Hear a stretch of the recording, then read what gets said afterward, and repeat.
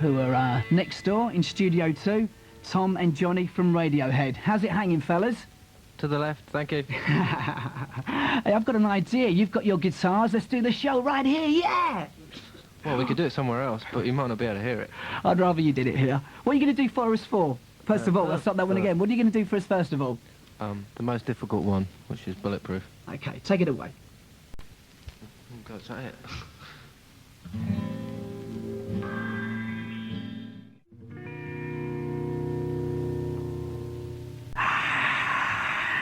From our studio audience. No, that's Radiohead live on XFM and Bulletproof. Are you happy to be back, Thom, all of the band? I'm always happy, mate. But are you really? Yeah, we were really, really, really glad to get back from America. It's been... We were there for like 8 weeks straight. And we haven't really had a break of more than about 7 days at any point during the year. Right. So we're starting to go a bit barking, starting to lose it quite badly. Apart from family and girlfriends and that sort of thing, I mean, what sort of things do you miss while you're away? I've been playing new songs, really, being able to sort of do the thing that we do best. Or, well, we think that we do best. And there's that really very little chance to do that, you know, sound checks and so on, and we've got all this stuff coming out, but we're not... It's the same problem we have with the bands, really. Lots of stuff sort of going around our heads and never the time to actually sit down and rehearse it. So That's the whole point in like being in a band, you know. Of course, yeah. I mean, so how soon in an ideal world would you like to get back in the studio and start putting down recording some new material? Well, we're going to sort of stop in January doing everything to do with Radiohead and try and basically get some form of life which is not Radiohead, and then start again from scratch. Right. We don't want to make a band too, really. There would be no point in doing that. So I'm not really sure. I mean, we're going to spend virtually no time in the studio and most of the time rehearsing. We're going to do it the other way around. I mean, we spent like 2.5 months, 3 months doing the band, sitting around, worrying about it, getting anxious about it, and this time we're going to do the exact opposite and spend the equivalent of about 2 weeks. What, really just go in there and whack it down? No, not whack it down, but just have it ready before we go in so we don't have to argue about it. What are you going to play for us next? Are we? Okay. Okay, well, yeah, all right, this is a new one.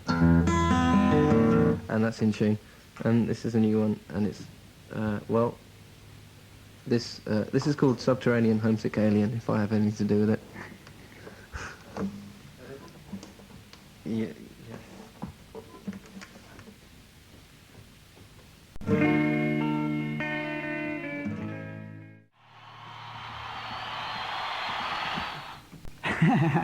Radiohead live on XFM, Uptight, or will it be called Subterranean Homesick Alien?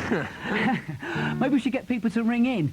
Thom, should we get them to decide? Yeah, yeah. Okay, 0171 580 7667, as they say on Blind Date. The choice is yours. An alternative title would be welcomed as well, really, actually, don't really mind. Okay, all right. Now, it's been something like 7 months on from the release of the album, The Bends. I mean, how do you kind of sort of look back on it now? I mean, you know, do you listen to it, or is it too close still? Oh, no, I mean, well, when we finished doing it, we listened to it all the time, which was a bit weird, really. You're not supposed to do that, are you? You're supposed to sort of, like, not want to hear it again ever. But, well, we sort of get to hear it enough anyway, playing it live, so I don't think any of us actually heard the album for ages, but, don't play that. Jonny, stop it. We're sort of, I don't know, well, no, we're not listening to it, no, we've got a life now. Right. We moved on. I mean, how difficult was it, Thom? I mean, you know, recording it following on from, you know, Pablo Honey. I mean, it did exceptionally well all around the world, I mean, especially Creep. You know, was it a difficult album to make for you guys? I think it was one of the most difficult things we'll ever have to do, I think, really, to be honest. And did you really sense that in the studio as well? Was everybody sort of quite fraught, or...? Yeah. It was fraught. Jonny, wasn't it fraught? Oh, wasn't it? Yeah. What did John Leckie get out of the band, do you think? What did he bring to the party? Jonny, that's your one, isn't it? Don't go over there. Come back over here to the microphone. You bastard. Oh, okay. Well, he basically taught us everything, really, to do with studios, and taught us that they're actually a creative thing rather than, like, going into a science lab. and stuff like that, really. Do you think you'll be working with him again? I think at some point that may happen, yes. All right, okay. What about the way the album's been received, you know, both critically and also commercially as well? We see now commercially. Critically, I mean, it's done us a lot of good. I mean, you know, we went into making the album determined to do something that we were completely proud of all the way through, without any question. Which sounds obvious, but you can really fall into a trap of getting lazy about it. And so when we finished it, we were really proud of it, and actually to get recognition from the people that we feared most. Because you had a kind of bit of a sort of like rough ride from the press initially, a little bit, didn't you? It's just, yeah. I mean, you know, I don't actually read our press because I can't actually come to terms with what anybody would write about what we do over what I think of it, you know, and I'm one of these people that actually sort of takes the written word as law. So well, it's there, isn't it? I mean, I think you said in the Maker interview this week that, you know, when you do radio and TV things, you know, they're very much kind of here now, but you know, gone very quickly as well. Yeah. But that's something that's always there. Well, I was reading my old Melody Makers from a couple of years ago, and that's great because it's just so hilarious what they used to write and stuff. So it's just not really relevant. I mean, it is relevant, so people get to know what we're up to. But to me, it's not personally relevant. I find it very difficult to deal with, so I switched it off. But to actually have, you know, for them to turn around and give us good marks. Good grades for this one. So, no more could do better, must do better. Yeah, commercially, I don't know. Do you feel another song coming on? Oh, do I? Yeah, just about. What are we going to do? Oh, okay. Yeah, that's in tune. This is the last song on the album.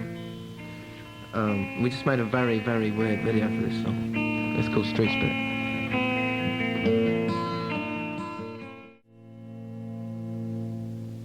Street Spirit, Fade Out from Radiohead, who are my special guests this evening here on 104.9 FM. It's XFM, Gary Crowley at the Grooveyard. What's so weird about the video that you've made for that song then, Tom? We've used this camera it's from an Oxford Science lab or something, and it films at ultra high speed and then slows it down. It's the camera that they shoot bullets coming out of guns and so on. Right. So we basically did lots of mucking around. Do you enjoy making videos, you guys? I mean, I know a lot of bands don't feel comfortable in front of the camera. We used to hate it, and I think it was just sort of just a general turnaround and thinking, this is really stupid, you know, this is actually just part of what we do, you know, this is the medium we're working in, so we may as well get used to it, you know. And I think that really, when we did the Fake Plastic Trees video, that really made a difference, and suddenly we thought, oh, hang on, we can actually portray what we do through video. I just, the videos I hate are just performance videos, really, and unless the performance is interesting in some way, you know, there's just absolutely no point. Do you kind of work with the same guy? I mean, have you done so for a while? Well, we'd like to, but it just seems that it doesn't happen that way, you know, each song and the band's really had its own mood anyway. And it just seemed to work that we just use someone different all the time.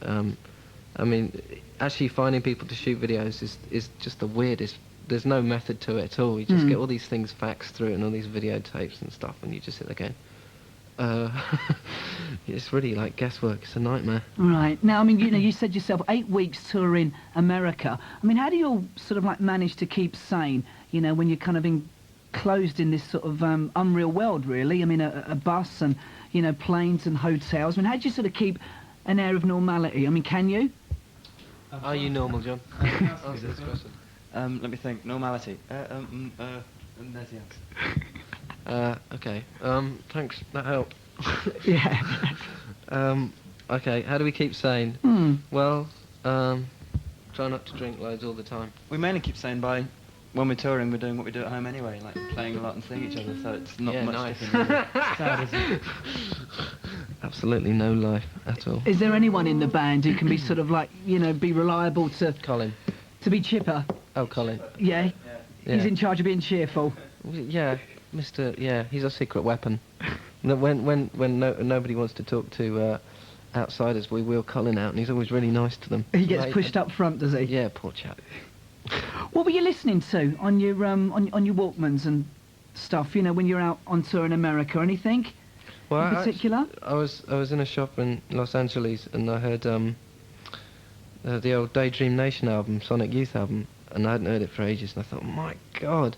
And I was listening to that a lot, because I just freaked out about how good it was, and I'd forgotten, really, and I didn't have it anymore.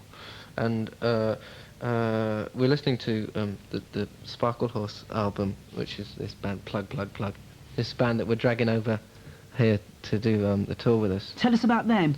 Well, we found them, a friend of ours in Israel played us the tape, and they're completely unknown. They're from New York, and it's one guy, and it's all like really quite lo-fi, but apart from that, it's good. And it's all sort of, I don't know, he's a fantastic songwriter, and they're a brilliant band, and nobody's heard of them, and they're ace, so that's why we brought them over, really. So people will be able to see them next Saturday at the Brixton Academy? Yes, if they've got tickets to get in. Are you looking forward to playing in front of UK audiences again, British audiences? I am actually, yeah. I don't have a problem with. I don't even have a problem with playing London anymore. Really, we did. It was a Shepherd's Bush show and with the Forum, and I actually enjoyed both of them. And I wasn't worried about it. And oh my God, it's London. So I'm just looking forward to them, really. I mean, are there differences between American and English audiences? Well, no, not really. You do get the occasional complete psycho fan in America. I've had a couple of those experiences. There was one that you talk about in the Maker interview this week. Oh, really? I don't remember. Well, I haven't read it, so I don't remember. I think it was somebody who was down the front touching this girl or something, and then he climbed up on stage and... Oh, yeah. That was, yeah. You get other people as well who actually just get inside your head. I think I kind of asked for it, really, in the sort of melodramatic pash that we write, that people will take it in that way. Pash and jobby. What's the strangest thing that you've had somebody come up and say to you about one of the songs and their interpretation of it? I mean, can you remember any? I think Stranger Still was being followed around for about a week by this girl who believed that she was an angel sent from heaven to tell Hello. No, honestly, this is really and anyway, but maybe she'll probably come around and kill me now. This is why I put an alarm in my house today, because I don't want her coming around and killing me. Anyway, this is in America. Anyway, she thought she was an angel from heaven, and she'd come to convert me to yeah. We went to Utah. Was it Utah? Anyway, out in the middle of nowhere, and she landed. Do you fancy playing another song? Oh, do we feel it? Yeah. I might swap guitars. I might swap this other guitar because I can't bloody hear it. Oh, sorry. Oh. Apparently our agent was on the other week and just swore all the way through. Yes. Naughty boy. He might not have been sober though. Okay. All right. Hang on. Live radio, folks. Hello. Don't turn over. Come back. Okay. We can do Airbag. Yeah, great. Cool. Brand new song. I've got the words down here in front of me. This is called An Airbag Saved My Life, which was the headline I found in an AA magazine. Which you read, yeah? Like you do? Yeah, well, comes through the post.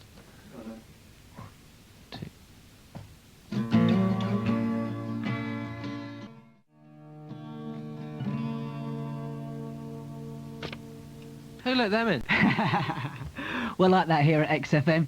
The door's always open. It's 104.9 FM. We've got Thom and Jonny from Radiohead playing live for us. That's called Airbag.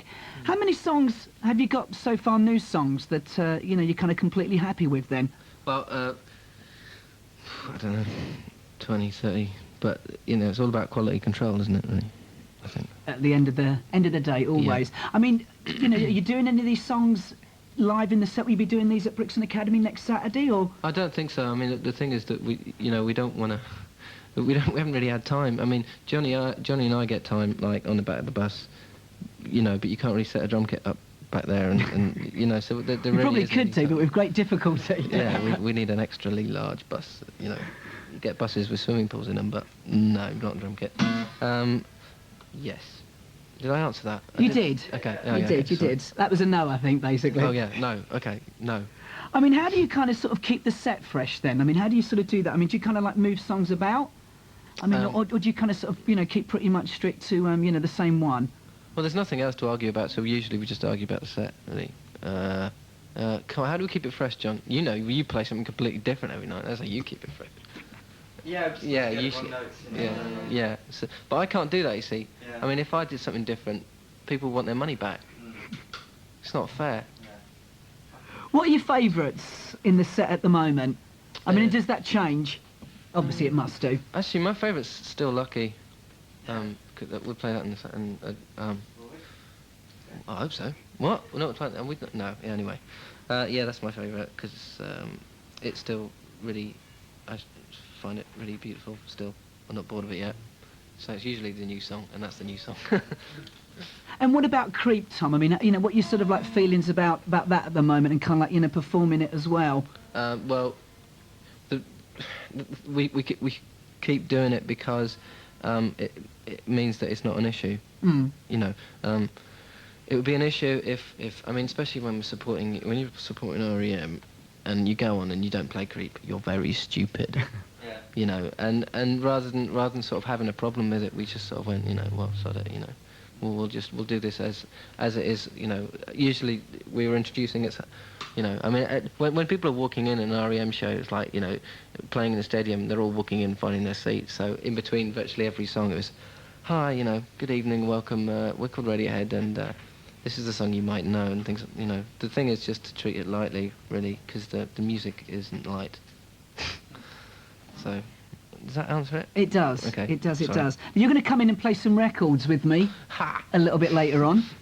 Okay, I'm looking forward to that. I can put my feet up now. Okay.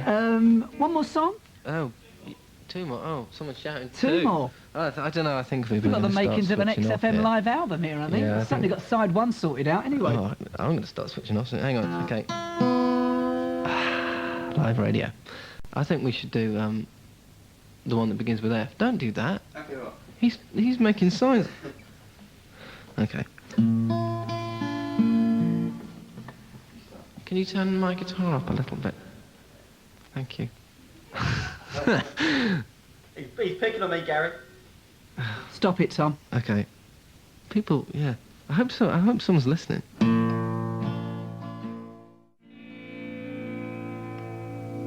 You're tuned to Radiohead on XFM 104.9.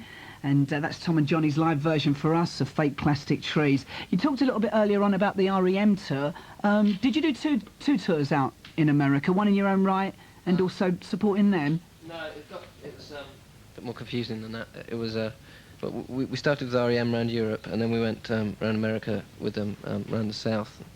We seemed to spend about like 10 days in Dallas, which was in Texas. Did you visit Dallas, just out of interest? Yeah. Did you do the Kennedy tour? Did you pay a visit to Dealey Plaza? I'm just interested because I'm fascinated by all of that. No, I mean, you're stuck in the middle of nowhere. I mean, there was one day where I remember actually getting out of the bus and thinking, it's dark outside today, and we were in the show, we were in the gig, and we didn't leave all day. We didn't see daylight all day. We drove in. The bus was in the. Yeah. Anyway, sad. Anyway, yeah, and then we did that. That was 5 weeks, and then the day after that, flew to Denver and got our stuff stolen. Well, tell us about that. What happened there? Well, it's a new gang thing, apparently. Johnny, you like telling them this, don't you? Well, no, it just means that whenever they see vans parked outside hotels, it's usually either somebody moving home with all the home contents, or if they're lucky, it's a band, and with us, they were lucky. Well, what was your reaction? I mean, what happened? You came down in the morning and the van had gone? We're just annoyed, really, because it's not like the stuff was particularly valuable. It's just that, I mean, all our guitars were just, brought new for a couple of £100 5 years ago, but we're just all used to them.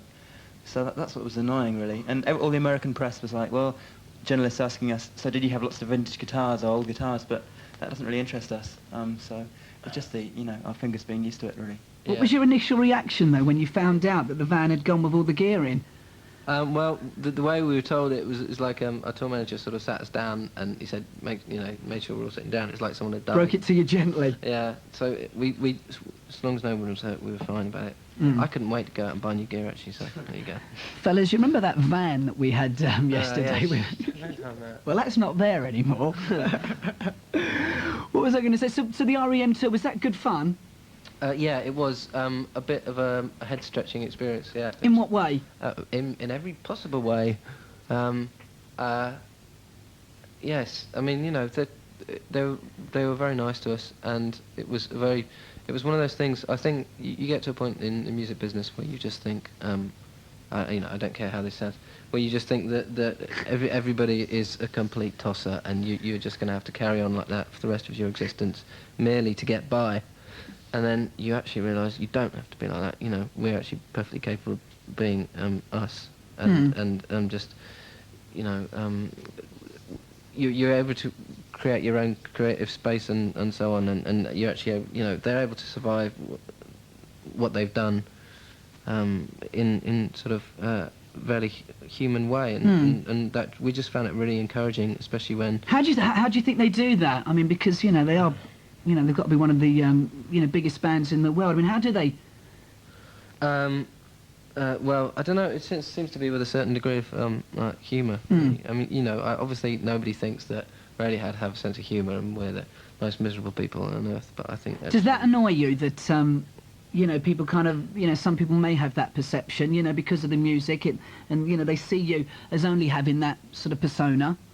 Well, I think the music, you know, frankly, the music bears it out. So. But we're not really. I don't.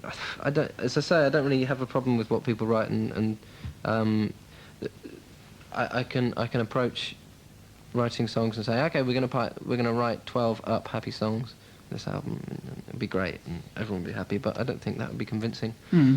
It's just that, you know, every person comes at what they do at a certain angle, and ours is that one, and obviously that translates into the way people write about us. Being on tour with REM, I mean, what were the things that, and everything that goes with them, you know, the whole fame thing, you know, what were the things that you know, you liked and maybe sort of like didn't like? Were there any things in particular? Oh, lots. But then you get into like dangerous personal stuff. But anyway, what didn't I like? I didn't like the security people. Yeah, but you know, Michael has his own personal bodyguard, who's a lovely bloke and everything. But I found it really weird, and I don't understand why he has to do it. It's like getting to that point and so on. Did you get to meet his mum and dad? No. Right. They weren't around. Right. Okay. But it's just that I mean, I know a friend who's met them a few times, and you know, they're meant to be lovely characters. Oh yeah, I know. I'm sure. You know, but they're all like that. That's what's so amazing about it. Anyway, and it sounds like, you know, it's Mutual Appreciation Society, blah blah blah, so on. But, were you fans before you went on tour? Well, yeah, you know, I just, you know, think most a lot of you get conditioned into being bitchy in this country about what you do, and being very emotionally ungenerous about what you do, and I don't think that ever really sat particularly well with us. And then actually meeting another band who's like that was pretty cool. I think, you know, just going back to that that Maker interview, I mean, did you do It's the End of the World as we know it just on the final gig? No, we did. It wasn't the end of the world, wasn't it? No, we wouldn't do an REM song. Oh, right. No, we did, and nobody does it better. Carly Simon? Yes, sexiest song ever written. Go and play that for us. No, absolutely no chance. I'll help you out in backing vocals for that. I love that song. So what are you going to play for us next? Oh, we got. Oh, dear. We're getting our money's worth this evening. Bored by now, aren't we? Okay. We're walking around the room now. We've got everything down. Should we go next door and play some records instead? Do you want to do that, Johnny? Yeah, that's a really good idea. We're going to do that. All right, then they're going to come next door. Gary? Yeah? I'm the engineer in it. Oh, yes, of course. Ladies and gentlemen, what can I say? XFM's very own Trevor Horn. Sammy Jacob. They've packed up their guitars now. I don't know if that was scheduled, but never mind. Oh, sorry. A 20-foot high well done to Sammy Jacob. Oh, Gary. Who's available for albums, singles, live gigs, weddings, bar mitzvahs, anything. Gary, you should have said to them, are they fans of REM now?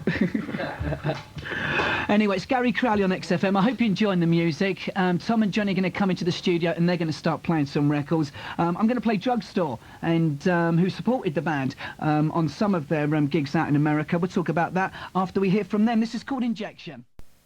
Jonny from Radiohead. We're certainly getting our money's worth, I think, this evening, aren't we? When did you actually get back? Last week ago. Friday. Yes. What was the first thing that you wanted to do as soon as you touched down on... I can't say that on radio. You can sort of like PG thinly tips. disguised it. A nice cup of tea. Yeah, that's Bun right. gumbo. Yes. Yes. Tea. I mean, has it literally been a case of just kind of like going home and sort of like seeing family and friends again, or...?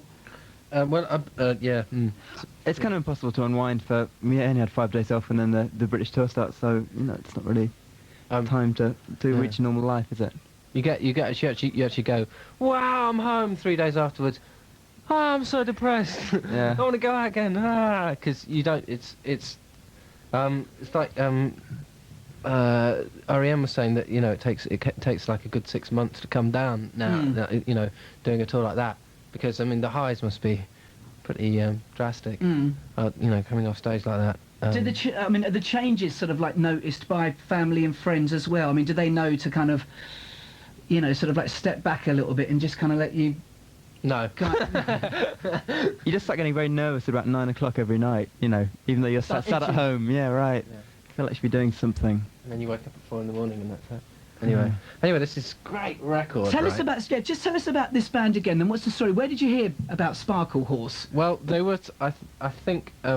Well, we were driving around Israel on the REM tour, and a friend of ours played it to us, who works for part of the record company,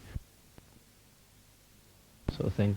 And you know, I mean, normally we don't have any record company allegiances to support bands and so on, but they just signed and nobody heard. We hadn't heard them, and we were just really blown away. That it's a long album, long and rambling, but it's really got something about it. The writing guy is Mark Linkoos, and he's got talent. And have you guys actually seen them live as well? No, Never. No, I mean So they've it's gonna be literally case just the first time in Glasgow on Tuesday. Yeah. First time you'd seen them live as well. Yeah, absolutely. All right, then well, let's listen to it. Sparkle Horse on XFM. This is called Spirit Ditch. Gary Crowley on XFM with special guests Thom and Jonny from Radiohead. That's Sparkle Horse. Yes. Who you can see live next Saturday at the Brixton Academy. Yes. What time will they be going on stage? Round about? Well, I think normally it's like 8, isn't it? Something like that. Yeah. Right. You got anything special planned for London, or? No. In answer to my question, tell us about why you've chosen Sonic Youth, Thom. Because This too lolly. yeah, right. This particular song, I was back for about 24 hours. I put it on and just I've played it like continuously for about an hour. So that's a good reason, I think. Gary Crowley with you right through until 9 o'clock, and then it's Jumpin' Jim Benner taking you right through until midnight. Sonic Youth there from Washing Machine. That's entitled Unwind, the choice of Thom, and we've got Jonny here as well from Radiohead. Let's talk about the Help EP and your contribution to the album. Can you kind of like talk us through it? I mean, how were you contacted, you know?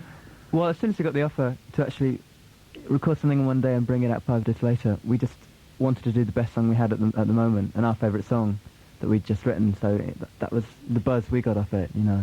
It's really exciting not to have that 1 or 2 month lag between, you know, the idea in our head and people's ears. Usually there's this horrible kind of gap, if that makes any sense. And yeah, we just kind of really, you know, uptight about doing something new. It's beautiful, really good fun. And really exciting to think of all the bands all over London doing the same thing. Yeah. You know, it's kind of, I felt like, I don't know, it's cool. So you actually had the film guys in there with you while you were recording it as well. What was that like? That was really hard. Was it? I didn't like that. Tell us about it. Well, we arrived with all our equipment, and all these lights had been set up in a kind of colourful way, and we hadn't even put anything up yet, so it was all a bit kind of, bit of a nightmare. But luckily she was on for taking it down and just doing it a bit more kind of, bit more random instead of a bit planned. But it turned out really good.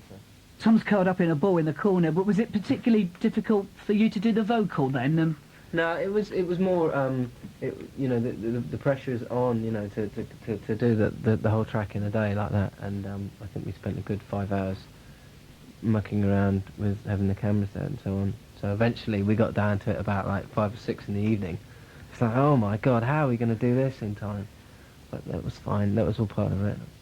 Was the immediacy of doing that something that's kind of maybe like prompted you, and the way you're thinking about maybe recording the next album, or was that just something that was there anyway because, the bends did sort of end up taking about 3 months on and off? Yeah, I think it really is going to depend on the track, I mean, like anything, certain tracks will be very immediate. I mean, lucky we'd been playing and on live on stage for a while anyway, so it was okay to do it like that. I think the least amount of time you spend in the studio is the better, really. Yeah, I think it's all, sadly enough, it's all about rehearsal. It's all about just playing well. The Blue Note people used to think. Yeah, I mean, there's 2 ways to play well. I mean, you can be like incredibly tight and sound like Go West or whatever, or you can be tight and ragged like Neil Young or whoever, and having played for years, just some bands get something new to their sound from having played together for so long and being used to each other.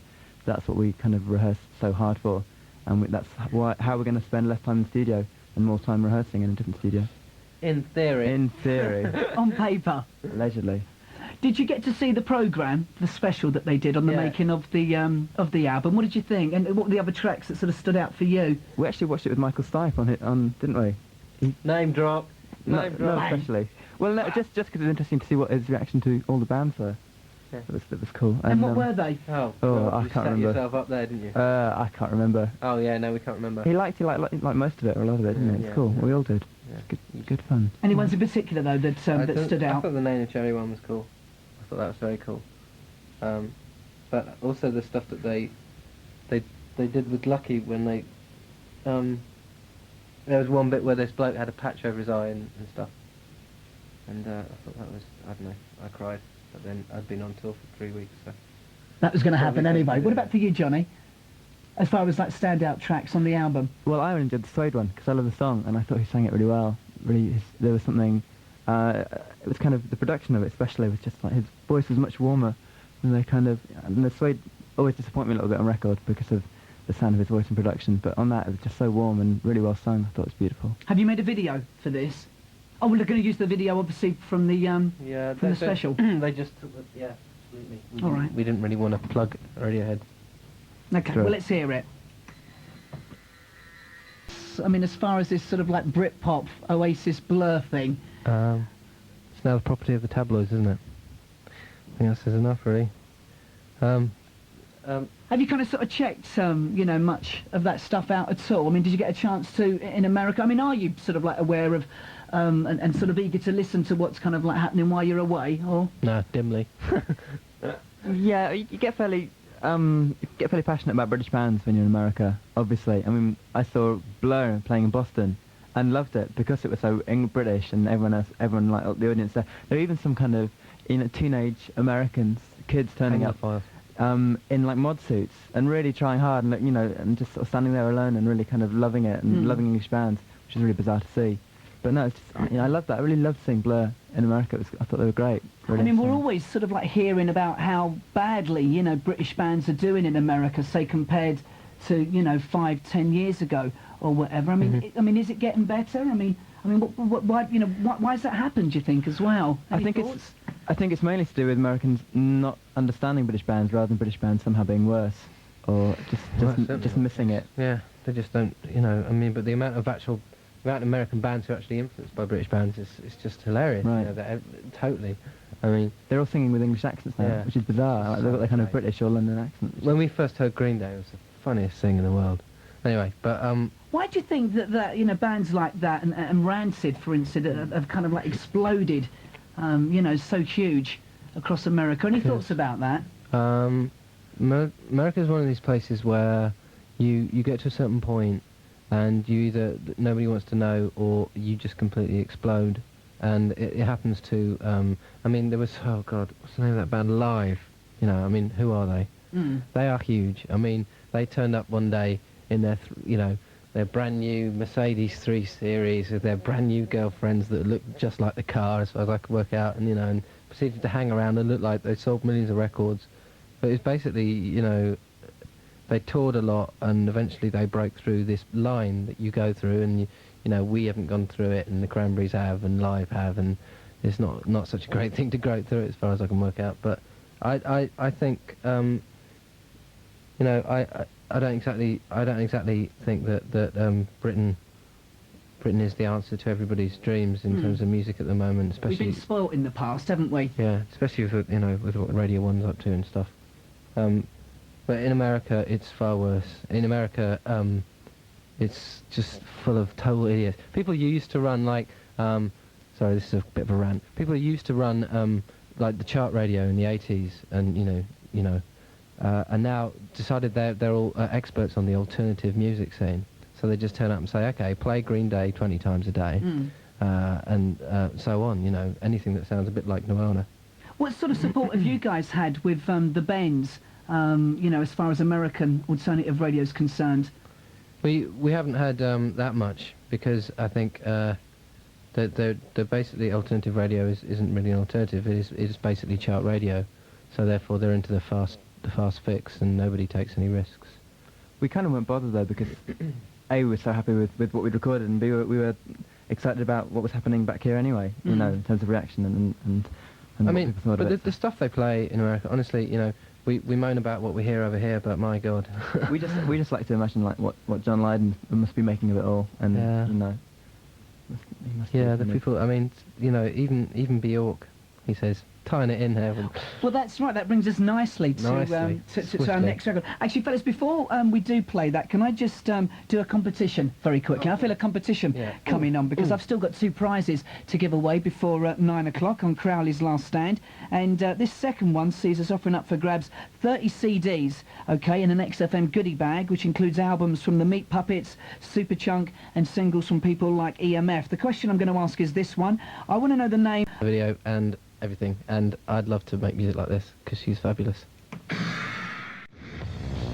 Let's kind of go right back to the beginning. I don't know if you 2 guys want to lie down or not, but what was the first sort of like music that you sort of like remember being aware of? I mean, it was like the first band who truly affected you. First band that affected Really me. affected you. Yeah, that you connected with. The Pixies, actually, probably, that I really thought were amazing and astounding, I think, yes. Before that, I didn't really listen to much music like this. It was more kind of, you know, my mother's records and my elder sister's records as well. You know, Magazine as well had a big effect on me. Like, my sister used to endlessly play Magazine and The Beat as well and stuff like this. And between the ages of 14 and 20, I never heard any of it. Yeah. And this was when I was 7 when this stuff came out.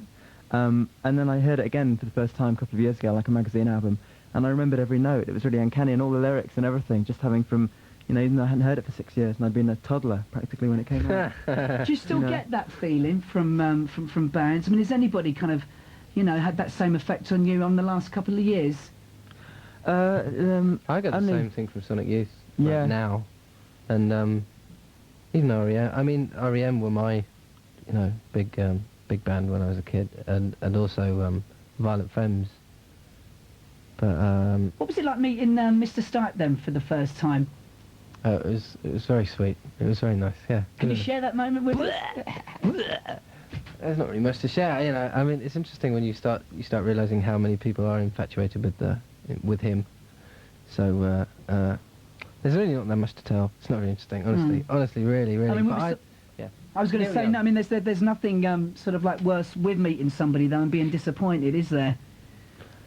yeah, but that presumes that you expect something of them. You know what I mean? And that's what freaks me about when you meet people like that woman who thought she was sent from heaven or whatever. You know, they expect some sort of explosion to happen. You know, and it's not going to happen. You know, and we did a show with Neil Young. I mean, Neil Young is someone that I got, you know, passionate about.